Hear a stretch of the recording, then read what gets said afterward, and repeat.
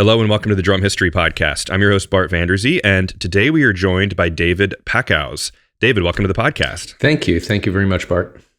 Yeah, this is a cool one, man. This is going to be a little bit different than normal because we are going to be talking about your background as, working as a government contract gun runner. There's all kinds of interesting stuff. It's a crazy story, which has been told in the movie War Dogs, which had Miles Teller, Jonah Hill. Very, very. I mean, it was a huge Hollywood movie, which is super cool. But I'm just letting people know right now. I realize this is different than the classic drum history episodes that are maximum drum nerdery. So we're going to talk for about 40 minutes about David's story with like Afghanistan and things like that, and bullets and guns. We're not getting involved in political stuff, anything like that. It's just a true story that happened with him. Then after that, we get into the drum-related stuff with the Beat Buddy, which is what we're talking about, which is if you're on YouTube behind David. But just know that very soon, the next couple weeks, there's going to be some super heavy drum-related stuff coming out. This is a bit of a break from that. All that being said, David, why don't you tell us about what happened, the whole story about getting involved with gun running and all that good stuff? As you mentioned, I guess I'm most well known for being the subject of the film War Dogs, which is I was played by Miles Teller in the film. For your audience, he's the guy that was the star in Whiplash. I was just thinking that. I was like, that's a little drummer, stuff. Yeah, it's pretty cool. I when I heard he was playing me, I thought, oh, that's a cool connection because he's a drummer and I invented a drum machine. So so that was pretty cool. I gave him a Beat Buddy actually when I met him on set, and really? he thought it was very cool, but I was very upset. He didn't tweet about it. That's what you want. Is he really a drummer? I mean, I assume. Yeah. No, he's like before Whiplash. He was. Yeah. Wow. Okay. He's a real drummer. He used to be like in a band in high school and stuff. Cool. Obviously, not his main profession these days, but he makes way more money as an actor than as a drummer. It worked out. It worked out for him. But no, he really does play the drums. But to go back to the story. It started when I was in my early 20s. I was 22 years old. I was in college studying chemistry because I'm a science nerd, and had a few side businesses. I was also working as a massage therapist. That makes it into the movie. They love making jokes about that.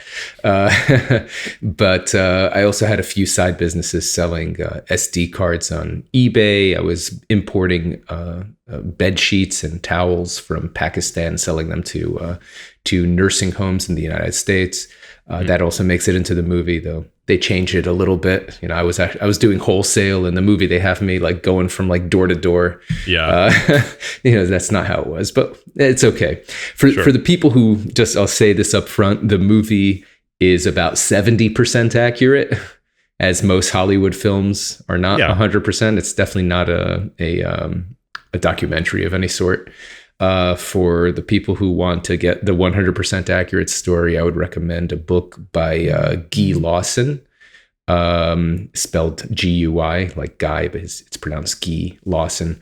He's a journalist. He was working for Rolling Stone at the time, and he wrote a Rolling Stone article about the story and then later expanded it into the book, and they based the movie off the book.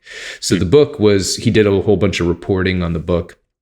And he found out stuff I didn't know. Like he'd interviewed people from the government side and found out what was going on internally, in the government while we were doing our thing. And he put it all together into a pretty comprehensive and engaging book. And so anyone who wants the full details, I'd recommend the book. But to give you the slightly shortened podcast version of the story, while I was working as working part-time and going to college, bumped into a friend of mine. His name was Ephraim Diveroli. I had grown up with him. We went to the same synagogue. We're both Jewish. So we went to the same synagogue as kids. We met because neither of us liked to pray. And so we'd sneak out of prayers and go hang out on the basketball court. And And so that's kind of how we met. And but then he got sent off to his uncle when he was about 16 years old, because he got kicked out of a Jewish private school because he got caught smoking weed. And so they were like, oh, if you're not taking the rules of the school seriously, you're going to go join the real world. You're going to get a job. So they sent him off to his uncle to work in his uncle's warehouse. His uncle had a big warehouse and a big pawn shop in South Central LA. And one of the things his uncle sold was guns, as most pawn shops do. So he got obsessed as a 16-year-old boy. He got obsessed with guns, became a real gun nut. Started, learning all about them. He started doing these trades online where he would buy some gun from one person on the internet and sell it at a markup to another person. There are these forums, they call them gun boards, where you can do this. And of course, he was too young to actually do this business, so he was doing everything under his uncle's name. His uncle got into selling guns to the local police because he liked having the local cops by his store. And so the cop said, "Hey, you want to sell a decent amount, you have to go through the system. You got to learn how to bid on government contracts. That's how the government buys things. They put things out for bid, and then companies who want to sell stuff to the government, whether it's guns or boots or anything else, you need to bid on the website." And so his uncle started doing that. He learned from his uncle how to do that. They started bidding on local and state police contracts, selling bulletproof vests, handguns, boots, everything. And they started doing okay. And after about 2 years, when he was 18, he had a falling out with his uncle, and he decided to move back to Miami. He claims his uncle screwed him out of 70 grand. His uncle claims that he screwed him out of 70 grand. I don't know who's right. I believe them both. They both have, bad reputations for doing these kinds of things. So, Sure. Eventually Ephraim screwed me out of millions. So, either one of them could be right as far as I'm concerned. Anyway, Ephraim moves back to Miami, takes over one of his dad's business structures, AEY Inc., and registers it with the federal government and starts bidding on federal contracts. This was in 2004, right after the invasion of Iraq. And there were these huge, George Bush pretty much decided to make the entire procurement process privatized, and with a large element reserved for small businesses. So, which obviously he qualified as. So he started winning a lot of contracts, started doing very well. After about a year, I bumped into him at a mutual friend's house, and he asked me, what I was doing these days. And I told him about, I was going to university and had these various side businesses, importing sheets from Pakistan and SD cards from China and all that. And he's like, oh, the kind of thing you're doing, it actually has a lot of similarities, very similar to what I'm doing. You have to go find international suppliers, negotiate the best price, arrange the best logistics possible, work on import permits and make all the arrangements, figure out the financing. It's like a lot of the same similar activities that I'm doing, but I bet I'm making way more money than you. So you should, I need a partner. You should come work for me. We can make a lot more money together. And I said, well, how much money have you made? And he's like, okay, I'll tell you, but only to inspire you, not because I'm bragging. Okay. And I said, okay, and he opens up his laptop and he logs into his bank account, his banking system. And he shows me his bank account, and it says right there, Bank of America. He had about $1.8 million in cash in the bank right then. Wow. And He was 18 years old. And I knew he'd only been working on his own for like a year. And I was like, holy crap, this guy's making way more money than I am. That's for sure. And so he definitely knows a business that I don't, and I could learn a lot.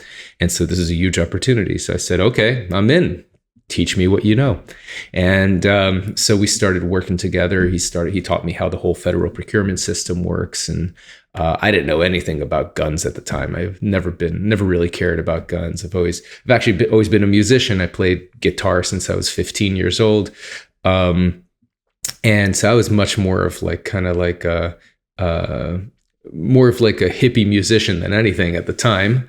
But I just saw it as a big business opportunity. So I learned the whole system, started, the first contract I won wasn't for weapons. It was for fuel. I won for 50,000 gallons of propane we delivered to Air Force Base in Wyoming. That was the first contract I won. Made $8,000, and I was like, oh, that's not bad for a few weeks of work, but it's not millions. So I kept on, working and won a few other semi-small contracts, and then that summer, about 8-9 months after we started working together, we saw one of the biggest requests for proposal, they call it RFP, or request for quote, depending on what kind of system it is, but that we've seen like ever. And it was for a lot of the ammunition that I should say, had already been delivering to Iraq. And so we had what they call past performance, which is proof to the government that you've done this kind of business in the past, which the big contracts require. You can't bid on it unless you could prove you can deliver these kinds of things. So we had the past performance, and it was one of the biggest things we'd ever seen. So we decided to go for it. We ended up winning it. Took us about 6 months for the whole process to win. And it was a contract to supply the entire Afghan National Army, which the United States was allied with at the time, with all their munitions for like the next decade or two, and it was worth $300 million. Yeah. Big jump. A huge jump. I mean, prior to that, the biggest contract we as a company had won was about $15 million, which is still very big. A lot, but this was 20 times bigger than that. So we started delivering it was for like 30 different types of munition. So everything from handguns, handgun bullets, all the way to tank rounds, to anti-aircraft rockets, grenades. So it was like around 30 different types of munitions. And we started delivering some of them. And then we realized that the biggest amount of the munitions as far as logistics went, not necessarily as far as the value was, because it was high quantity, low value, was the ammo for the AK-47, which is what the standard ammo for Afghan and Iraqi soldiers. And the place we sourced it from was Albania, which is this, for people who don't know, is this tiny little country near Greece. And so when we went to go inspect it, before we were going to deliver it, we realized that there was Chinese markings all over the boxes and Chinese documentation inside the ammo tins. And so we realized this ammo had all come originally from China. And we didn't know this until we went to inspect it. What happened was that Albania, during the Cold War, pulled out of the Soviet Union and made an alliance with China, because the dictator of the place was thought that the Soviets were not true communists and that the Chinese were. And so the Chinese were happy to have an ally in Europe, so they supplied him with a huge amount of weapons and ammunition. And he built a huge network of bunkers all over the country to store all this stuff in, so it would be safe from airstrikes, because he thought that the Soviet Union would invade him because he pulled out, and he also thought that NATO would invade him because he's communist. So he thought the two world superpowers were going to invade his tiny little country, and his plan was that his entire citizenry would all fight to the death. And none of that happened. Yeah, none of that happened, right? So so the bunkers filled with ammo and weapons got left over after the Cold War ended. And during this time, this is like 2006, 2007, Albania wanted to join NATO, and NATO had a condition that they have to destroy all their old weapons and ammunition. So they would have to actually pay for this stuff to be dismantled. And so they were willing to sell it for pretty much anything. And so that's how we got a very, very good deal on it. But we didn't know that it was originally Chinese. And the reason this was a problem for us was because our contract with the US Army said specifically no Chinese ammunition could be delivered directly or indirectly under this contract. And the reason they put that in there is because there's an arms embargo against China that was placed against China in 1989 after the Tiananmen Square massacre, where a bunch of Chinese university students protested. They wanted democracy. This was worldwide news at the time. There were like thousands of them in the middle of the square in Beijing, in Tiananmen Square. And pretty much the government, they were out there for a long time. Eventually, the government drove in tanks and killed most of them. And it was a huge international scandal. And the United States, to punish the Chinese military for doing that, put an arms embargo against China, which still stands to this day. So it's illegal for U.S. citizens or companies to buy or sell Chinese ammunition or weapons or military equipment in general from China. However, it's legal for you to buy Chinese military equipment if it was bought when it was legal. So if you imported Chinese ammo into the United States in 1988, while it was still legal, in 1990, you could still sell that ammo because you've bought it legally. Yeah. So you could sell it legally. So this ammo was given to the Albanians in the 70s, so way before it was illegal. So we figured it was legal as far as the embargo was concerned. However, our contract, our commercial contract with the U.S. Army, didn't mention the embargo at all. It just said you can't deliver Chinese ammo, period. Sure. And so we were faced with a choice. We could either go to the U.S. Army and say, "Hey guys, we know you put this clause in here because of the embargo.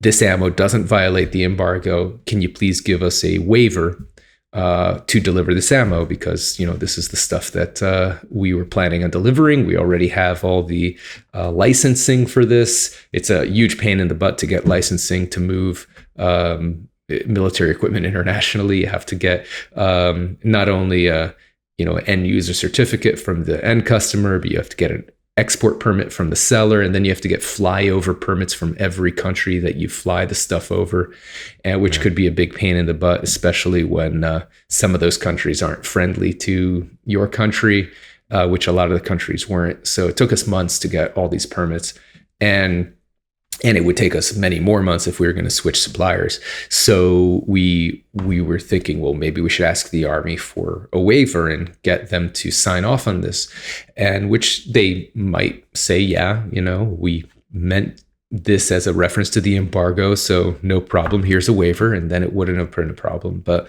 they also could have, we figured at the time, say something along the lines of, well, all your competitors for this $300 million contract, we're all bidding on the condition that they can't deliver Chinese ammo, period. And so it's not really fair that you go and deliver Chinese ammo and get a waiver after the fact. It's not, and so what we have to do as far as competitive fairness is take this $300 million contract away from you and put it out for open bid again. Yeah, and you don't want to do that. And we didn't want that. We really, really didn't want that. We wanted to keep our $300 million contract. So we figured, well, what they don't know won't hurt them, right? Yeah. And so we decided to repackage the ammunition and not tell them about it, so that we would hide the fact that it was originally Chinese. And we hired an Albanian box manufacturer to do this. He started repackaging the ammo. We started delivering the ammo.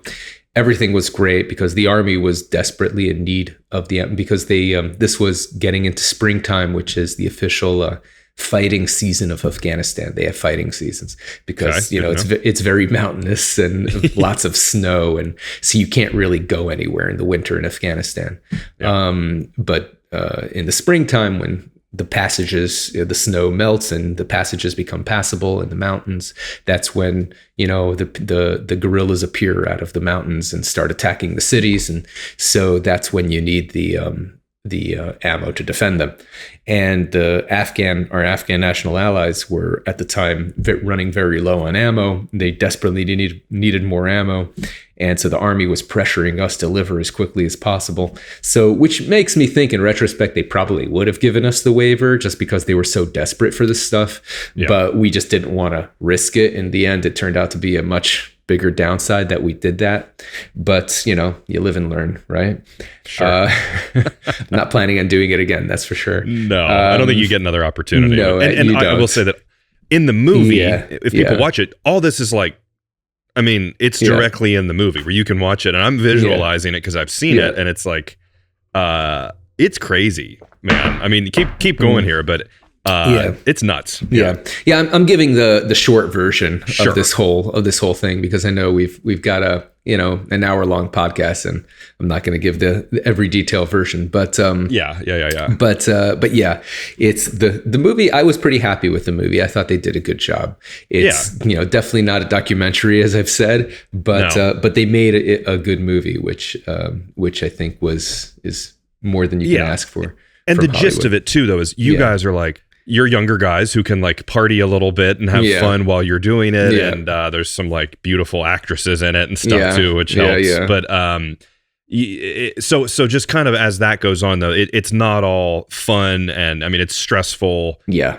Pretty miserable at certain points. It was. Yeah. As that goes on and you guys have to drive things yourself through like the triangle of death, if I remember correctly. Right. And, so that part didn't happen the way they put it in the movie. People always ask me that. So in the movie, we drive a bunch of guns through the triangle of death in Iraq, and we almost get killed by a bunch of like insurgents.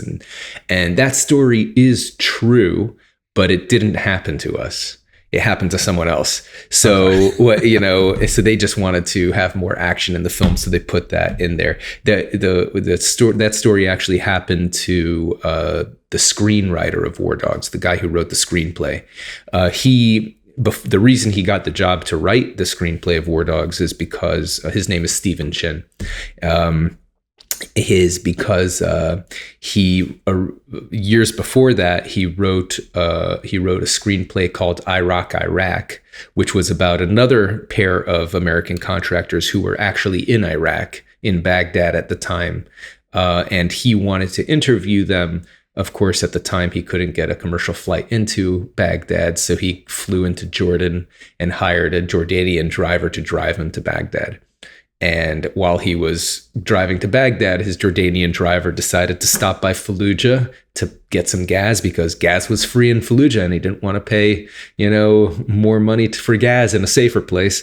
And because he is going through Fallujah, which was one of the most insurgent heavy areas in the country, they got chased by insurgents and got shot at and eventually got saved by the U.S. Army. So that whole story actually did happen.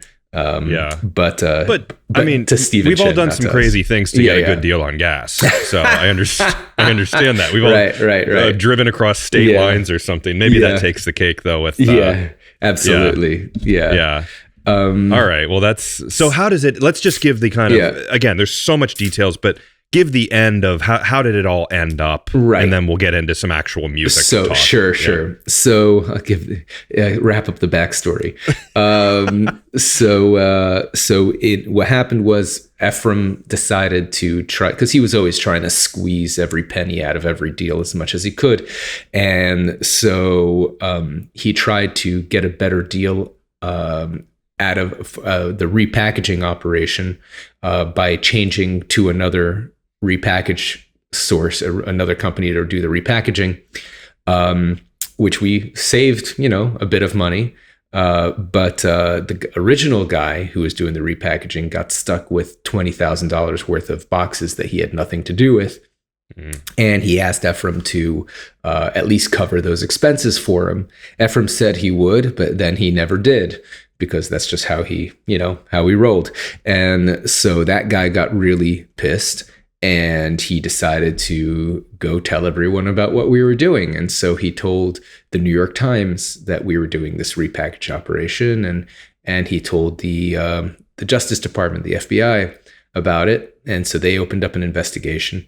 And his big mistake is that he told the local Albanian press that there were kickbacks being paid to the local Albanian politicians from this contract, which probably was true. It wasn't being paid by us because we were going through an intermediary. The guy who Bradley Cooper plays in the movie, his name was Henry. He's a Swiss arms dealer, and we were paying him. He arranged this whole deal for us. It was his connections with the Albanian politicians that made this possible. So we assume he was paying them off, but he didn't tell us, and we didn't ask. But because the box guy told the Albanian press that this was happening, he ended up dead like a few weeks later. Wow. He was in a car crash that apparently threw him like 30 feet from his vehicle, but he was the only car on the road, and it was like a very deserted area, and it was a flat road. So it was a very suspicious car crash that nobody can really explain what he crashed into or how he ended up dead. But everyone assumes that it was the Albanian mob who was getting kickbacks from it as well, along with the politicians that took him out. But because of that, the federal government opened up an investigation on us, and at around the same time, Ephraim decided to tell me that he didn't think that I deserved the money that we had agreed that I would be paid. And he wanted to give me a tiny fraction of what we had agreed on. And I told him to go, F himself. Yeah. And I told him I'd see him in court. So I quit. And about 2 months after I quit working for AEY, for his company, I got a call from the secretary at the office telling me that the federal government had raided the office, and that they were gathering everyone's computers and taking all the files and everything. And I was like, oh crap, they know everything and we're screwed. And they wanted to, talk to me, of course, because they knew that I had quit the company months back. And my lawyer told me, well, if you're going to talk to them, go look through your emails and see what incriminating evidence they might have against you, because they definitely have all your emails already. Yeah. They don't raid the office until they already get your emails beforehand, and possibly phone conversations too. Who knows what they're listening in on. And so I went through all my excuse me. I went through all my emails, and it turned out that we were pretty careless. And there are some emails that I think originally we were planning on keeping it out of, incriminating things out of the emails when we first decided to go down this path. But it was like we were working 18, 20-hour days, and there are different time zones. We were dealing with Afghanistan and Europe and America. And so very low on sleep. And there were times when we were just so tired. We're like, I don't want to stay up another few hours to talk to this guy on the phone. Let me just send him a quick email. And so I think that's how we kind of screwed ourselves.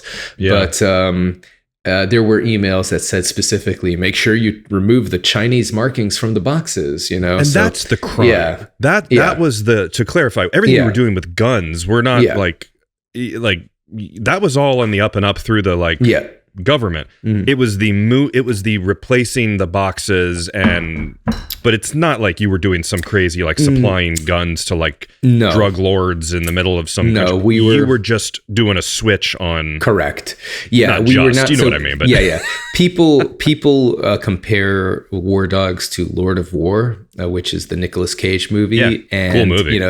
Great movie. But people have asked me, I think on other podcasts, oh, how does it feel to be a warlord? And I'm like, I'm not a warlord, not even close. I didn't get that vibe. I think you guys just saw kind of a loophole in the.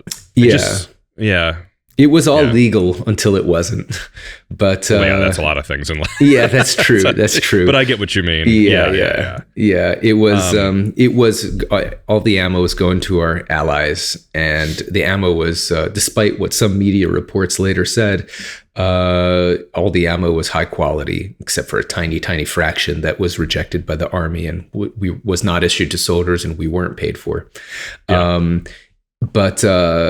It was all legal. It was just we did this sneaky repackaging thing, which is what made it fraud. They called it. We defrauded the government. How old were you? Lying to them. How old were you at that point? So at that point, I was 24 at that time. Yeah. Pretty young. Yeah. When we started, I was 22. And at that point, I was 24. It reminds me, and this is the whole thing here, I realize this is not a very drummy episode, but there's 220 other drum heavy episodes people can really listen to. But there's a Netflix documentary called The Pez Outlaw that I would recommend if people like this kind of, it's a little less guns and flashy, but I believe the story was there was an Eastern European Pez dispenser factory, and people would go there and then sell them, and it was like smuggling operations, but it's all around Pez dispensers, which you think that's kind of silly, but you would actually really like it. And I would highly recommend it. It was cool. Okay. It's a little less, it is just a documentary, but it's similar, but just more Pez related. Replace bullets with Pez dispensers. You could make Pez dispensers exciting. I'm curious. It was cool. I recommend it, but it's in the same vein of that. Yeah, but that's interesting. Yeah. All right. So then how do you go from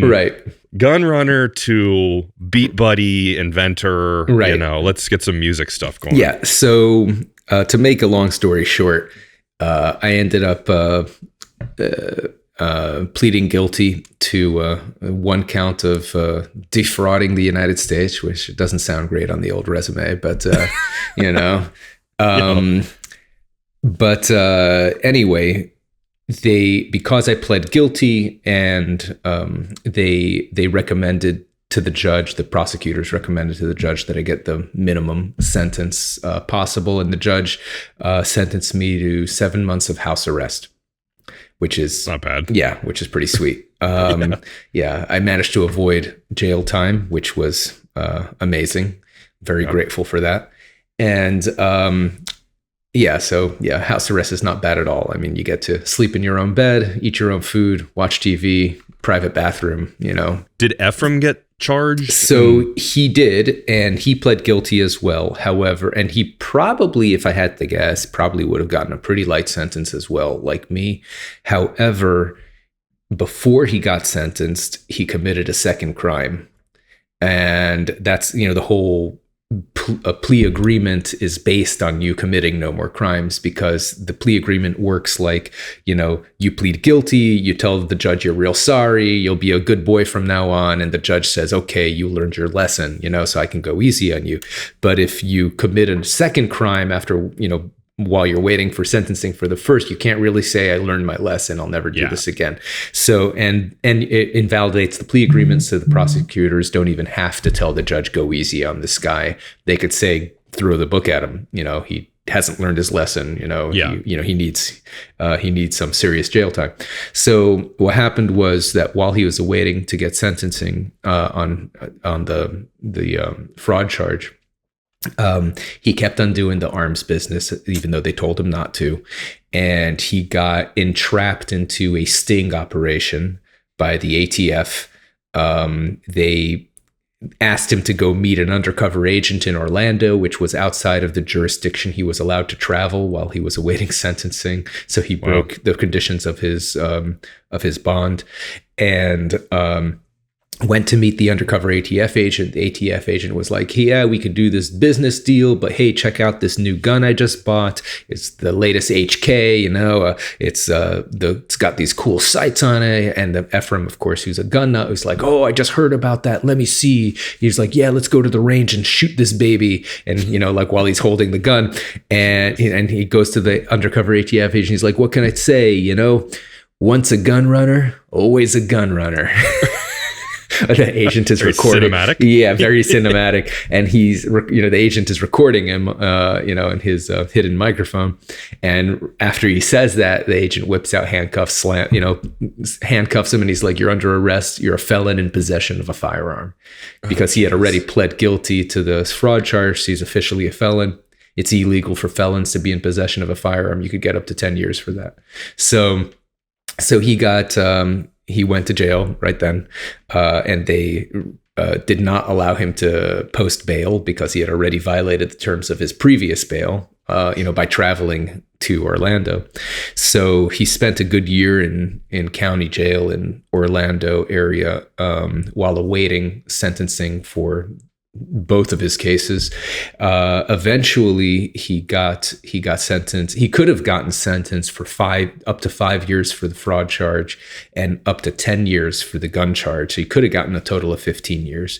He hired the best lawyers in Miami, spent millions of dollars on his lawyers, and ended up negotiating down to 4 years. So he ended up serving 4 years, which is not so bad compared to 15 years that he could have gotten, but pretty bad compared to what I got.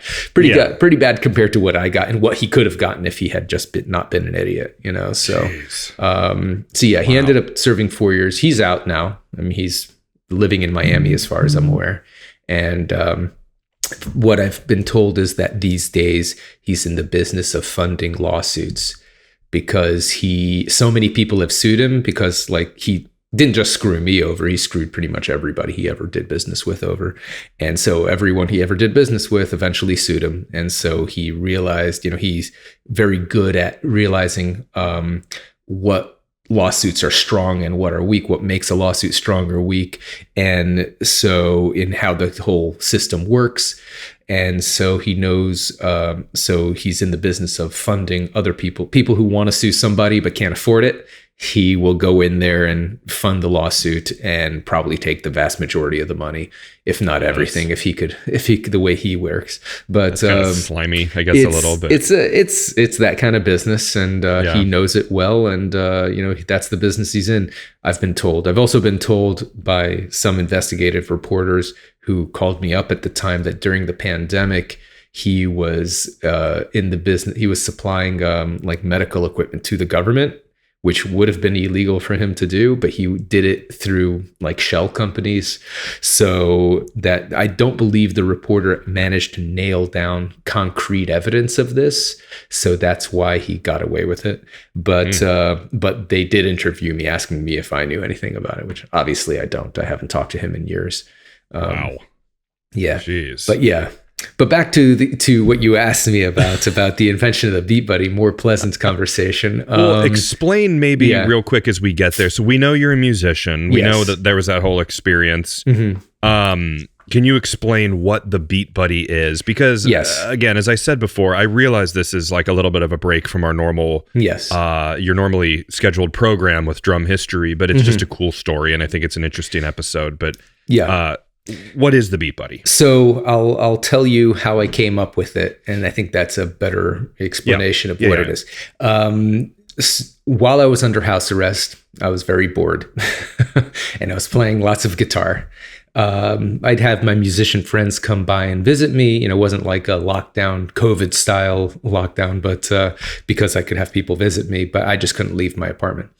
Had the ankle tracking monitor and everything. Yep. So, however, one musician that wouldn't visit me is a drummer, right? Because no one's going to bring their entire drum set over my apartment just to jam. And even if they did, it would wake up my entire apartment. My neighbors wouldn't be too happy about it. So I really missed playing with a drummer. Because, as every drummer knows, the drums are, the beat is the energy of the music. You dance to the beat. It's much more fun to play with a beat. So I bought a drum machine to replace, to have a beat to play along with. But the drum machine is, tabletop device. Anytime you want to change a beat, when you're going from verse to chorus, or you want a drum fill or something, you have to press a button on the machine, which means I have to stop playing my guitar, press the button on the machine, go back to playing my guitar, and it interrupted the flow of the music. And so I tried to press the button on the drum machine with my toe, but I kept on pressing the wrong buttons, and it was just a big pain in the butt. And I realized, I have guitar pedals. Why don't I get a drum machine that's inside a guitar pedal and use the pedal to control the beat of the drum machine, to like switch from verse to chorus, to do drum fills. And I went online to try to find something like this because I was sure someone made it, but nobody made it. And I asked my musician friends, and they thought they'd never seen anything like it, but they all wanted one too. So they're like, let me know if you find it, because that sounds super cool. And so I thought, if everyone wants it, nobody's making it, this is a huge opportunity. And of course, I didn't know anything at the time of how to create an electronic product. This is not something I'd ever done. So I started Googling and teaching myself how electronics are developed. Eventually, I found a company that could do the engineering. I was actually really lucky because they wanted way more money than I had, because I had spent all my money on lawyers to keep me out of prison. So I was pretty broke at the time. And this company wanted way more money than I had to build it. But the head of the company, the lead engineer, was a drummer. And he told me, he's like, hey, I'm a drummer, and all my musician friends are always begging me to jam with them. But I never have time to jam with them because I'm busy running an engineering company, and I would love to jam with them, but I just don't have time. But so I know that they would love this thing. They would love the Beat Buddy because, it's never going to be a replacement for a drummer, but it's a lot better than a backing track. Because you have live control of the beat. So it's not something boring, it's something interactive. And it's designed for a guitarist, a bassist, a keyboardist, that they could use at the same time without interrupting their musical flow. So I know this is going to be really popular. So I really want to build this. That company had only done stuff for government and big corporate customers in the past. They wanted to break into the consumer products market. So they thought that this would be a really cool demo of their capabilities in this new market. Sure. So they had a big incentive to build this. So they made me a very special deal where I pretty much gave them every last penny I had at the time as a down payment to show I was serious. And then they built the prototype for me, and they just kept the engineering files back, so I couldn't manufacture it until I paid them the rest. So what I did was I took the working prototype that they gave me, and I did a crowdfunding campaign. I put it on Indiegogo, for people, it's a competitor Kickstarter. And put it on the Gear page and Talk Bass, which are the big musician forums. And it went really, really well. People were very excited about it, and I raised $350,000 in 1 month. Wow, very nice. Which was enough money to pay back the engineers and get the files and to get the manufacturing started. And so that's how the Beat Buddy came to be. And you can put, it comes with 200 what I call songs, which is like beat progressions. So you have like a verse beat, a chorus beat, and all the associated fills. And the way it works is you tap the pedal, it starts a beat. Does an intro fill. You could turn the intro fill on or off, or if you like. But then it goes into the main verse beat, and then whenever you tap the pedal, it does a drum fill. And it does different fills every time, so it sounds natural. If you hold the pedal down, it'll do a transition beat, like another fill, which will continue looping until you let go. And at the end of the bar, it always changes everything at the end of the measure, so everything stays in time. At the end of the measure, it'll change to another beat, like your chorus beat. So that's how you could transition from verse to chorus and back again. You could also have multiple parts and get direct access with an external MIDI controller. So there's a lot of things you can do.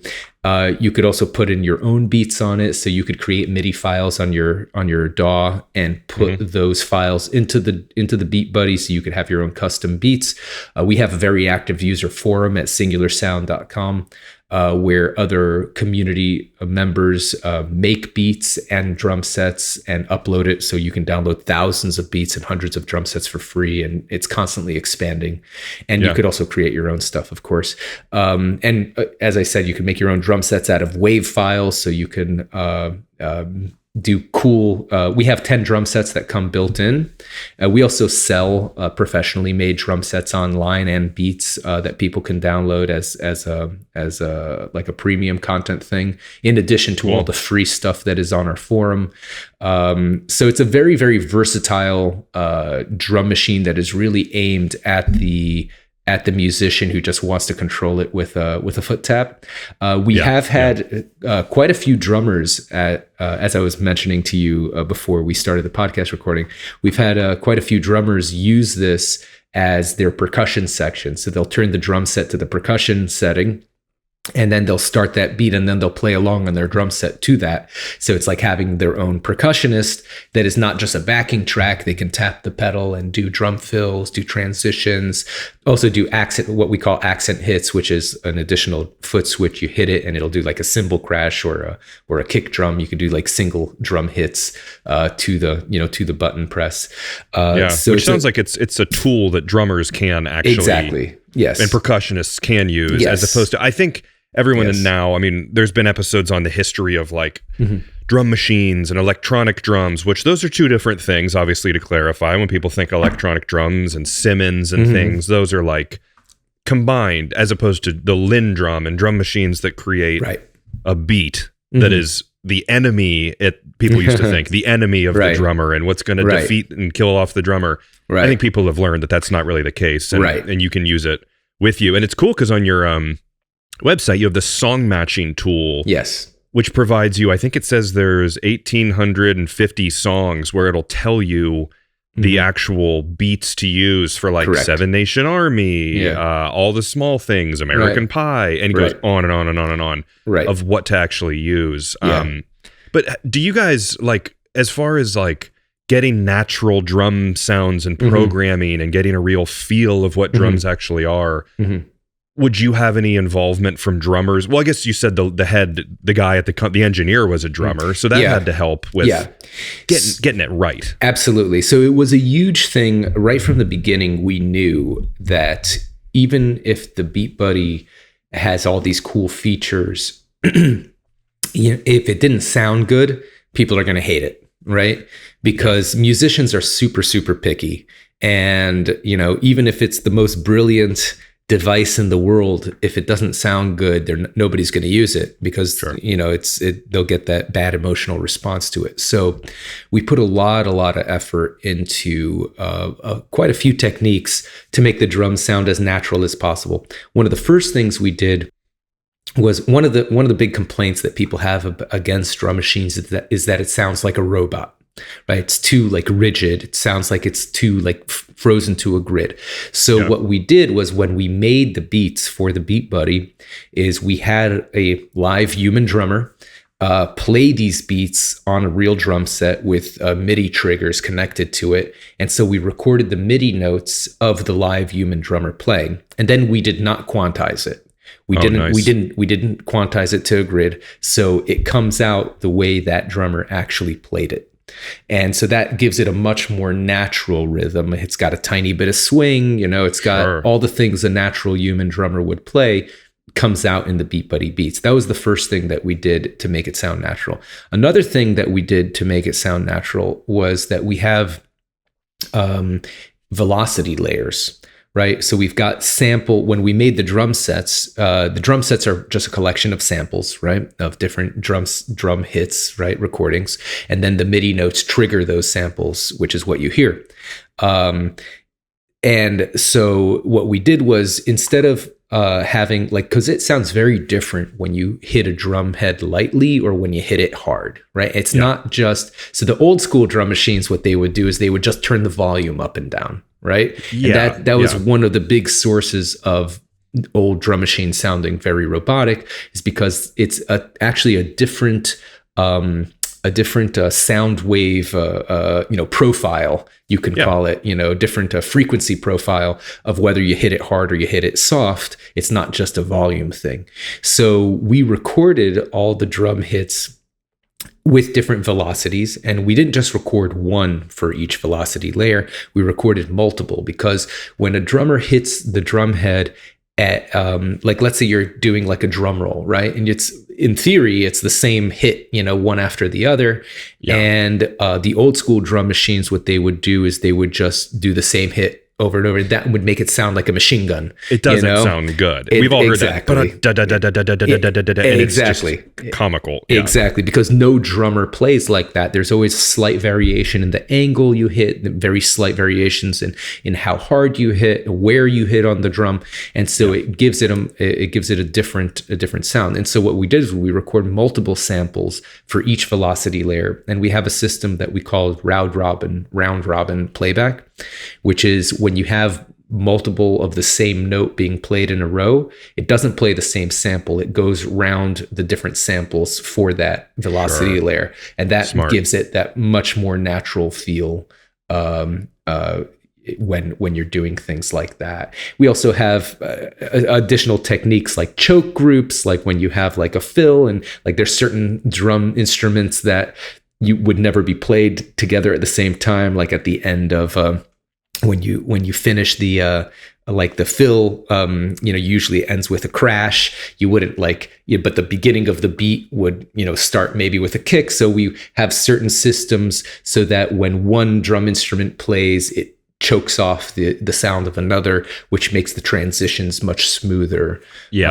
So we have, and these are just a few of the things that we developed over the time of developing the Beat Buddy, which makes it an extremely natural sounding drum machine. We actually, if you could see on the wall behind me, we got 4 different awards, and some of the major ones. Let's see. We got the NAMM Best in Show in 2015, which was one of the biggest in the industry. We got the Guitar World Platinum Award, Vintage Guitar Approved Gear for the people who hate electronics. We are approved by Vintage Guitar. There you go. And Guitar Player Hall of Fame. So and one of the big reasons we got these awards was because the drum machine sounded so natural. Because there's a huge skepticism in the musician community against drum machine, as you were saying. People were like, "Oh, this is going to destroy drummers," and then there was kind of the whole backlash of, "Oh, only losers use drum machines. It sounds like a robot. It sounds like crap. Nobody should use drum machines ever." And I think that we found this kind of niche where we developed a drum machine that sounded natural enough that musicians felt comfortable performing with it, not just practicing in their garage, but actually performing live gigs, and easy enough to use that they could do multiple things at one time. So they could play their instrument as well as control the drums and the drum machine. And that has allowed many solo musicians to do things that they never would have been able to do before. Every solo musician I know would love to play with a drummer, right? Including me. I mean, that's, it's, if you have a drummer available, nothing beats a good drummer, right? But the unfortunate fact is that most solo musicians just don't have that. They may have it occasionally, but they definitely don't have it all the time. And a lot of the gigs that they may play, like in coffee houses, may not even have room for a full drum set. And you can turn it down more, and you can control the volume. Yes. And I've had I've had experiences with like a friend who had I believe it was I don't know if it was Easy Drummer or whatever it's called within Logic, where he's more of like a metal guitarist. And like and again, he's doing this in his living room at that point in an apartment, and it's not possible to have a heavy metal drummer come and play, but it's also quicker for him in that instance. It was pretty amazing for me to listen, where it was like, I was kind of like, holy crap, this sounds unbelievable, because he could change the dynamics of everything. And I think, when I think of these kind of beat things, typically it would be like, you'd almost press like swing or rock and roll on a little Casio keyboard, and you get that kind of fake sound. But the technology, even at that point, I was probably 10 years ago, was starting to get pretty wild. And it sounds like this has taken it, and I've listened to your demos and stuff. It has taken it to the next level. Yeah, thank you. Again, not a competition for real drummers, but this is like, if we've got a friend who always wants us to jam, and you don't want to jam with that friend. Get him a beat buddy for Christmas, and then they'll be fine on their own. And it's really great for it's of course great for the solo musician and for people who can't always find a drummer to jam with. But it's also really and particularly good for beginner musicians, for people who are just starting out, because one thing that every music teacher will tell their music students is practice with a metronome, right? They always... This is a metronome. It's a fun metronome. It's a fun metronome. And that makes all the difference, because every beginner musician, the vast majority of them, I should say, hates practicing with metronome because it's boring and it just feels more like a chore. Right. Yeah. And it's got no groove. It's got no swing. It's just a bleep, bloop, bloop, bleep, bloop, bloop, Cowbell sounds or something. Even worse. It's even worse than a cowbell. It sounds like synthetic. Yeah. It sounds like a little like a R2D2 robot or something. Exactly. And so beginner musicians tend to avoid practicing with a metronome just because it's unpleasant, and they suffer because of it, because then when they're learning how to play guitar or piano, because they're not practicing to the metronome, they tend to slow down on the hard parts and speed up on the easy parts. And then when they try to go and actually play with a drummer or with other musicians, their timing is totally off and they're shifting all over the place because they're not used to keeping themselves in time to the beat. So that's why we built the Beat Buddy Mini, which is a less expensive version of the Beat Buddy, aimed specifically at beginner musicians, at students. It's a bit less than half the price. Beat Buddy is about $300, and I think current price is $379. It's a professional level device. A lot of professional musicians use it to tour with, and of course they make their money back really quick. Sure. When they're using it. One show, they make that money back. And they also have reported to us that they tend to get a lot more tips because, of course, as everyone knows, music sounds way better with the beat. And when the music sounds better, people tip more. So they make more per show as well. And so they earn that money back real quick. So it's a no-brainer for a solo musician. But we knew that price is a little bit out of range of most beginner musicians. A beginner guitarist is going to spend like maybe $200 on his guitar. He's not going to spend $400 on a drum machine. So we created the Beat Buddy Mini, which is $149.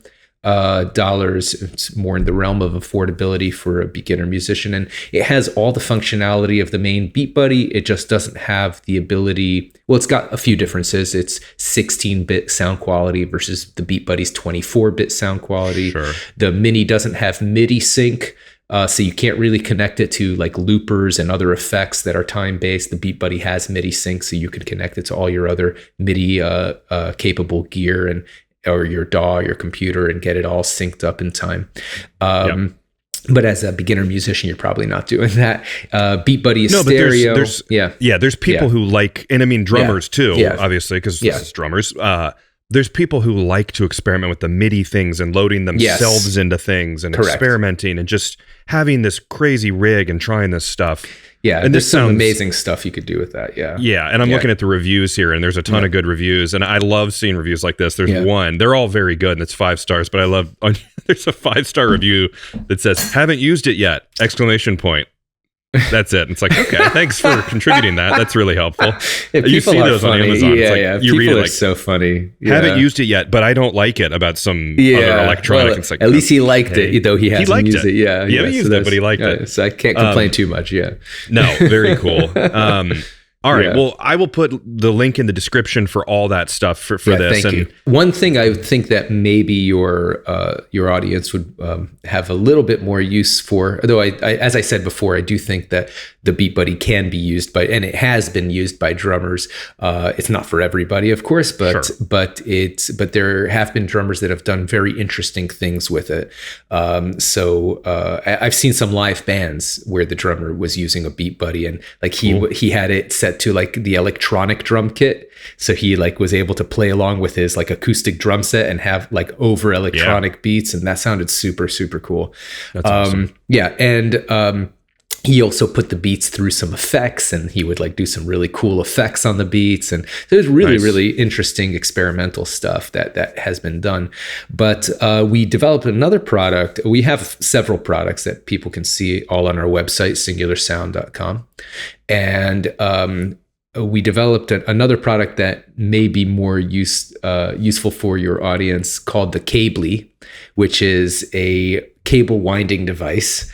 So I came up with this idea because I was playing some small shows, and I'm a singer and a guitarist, and so I had the Beat Buddy, of course. I had my vocal effects, I had my guitar effects, and all in all, I had 7 or 8 cables that I had to wrap at the end of the show, and it was taking me forever. You know, some of them would get tangled or get dirty. I had to clean them off and wrap it on my elbow. You know, I was too lazy to do the over-under technique, you know, so I was just wrapping it on my elbow like a heathen. And and so and my bass player who was jamming with me, you know, he had like a single cable goes right into the PA. And so I was like, he's done. He's going on. He's at the bar having drinks with the girls. And I'm like there wrapping cables for 15 minutes. And I'm like, this is so annoying. I wish I could do this faster. And my mom was really into gardening, and she had one of these big garden hoses on a big wheel that she would roll up. And I thought, man, if only I had like something that was designed for cables like that. And so it came up with a Cably, which is a little wheel. I'll put a picture up. You'll put a picture. I was looking. $20 is not a bad deal. Yeah, and this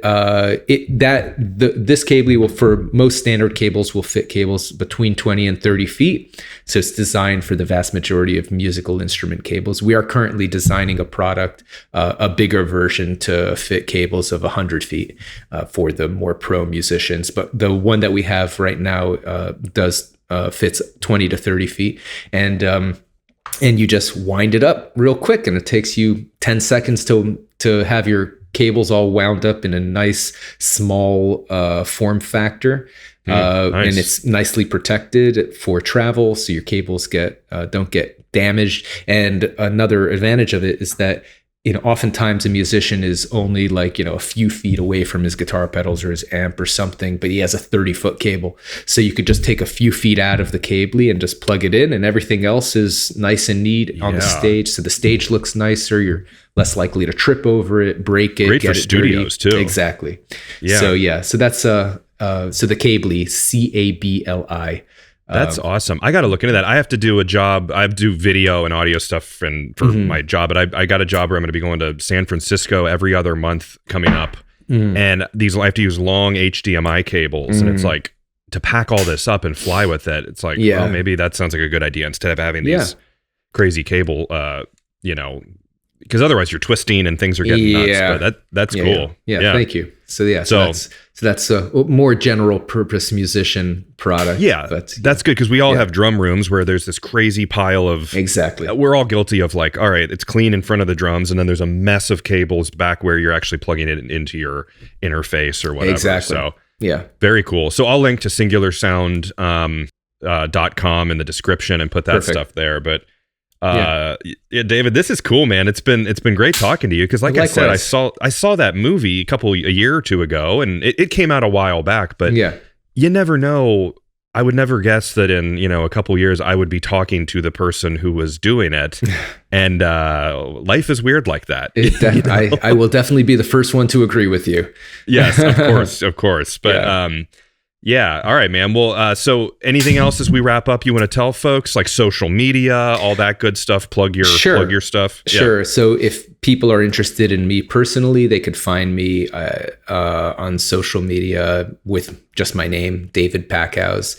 It's David Packouz. I'm on Instagram, occasionally on X, formerly Twitter, I guess we have to say now. You know, but I've got like, I usually announce new products and stuff on my Instagram. So if people are on Instagram, I would say follow me there. If you're curious, you could find my YouTube channel. I've got my own personal music on it, if anyone's curious to hear it. You could also hear my music on Spotify. I'm a singer-songwriter. Cool.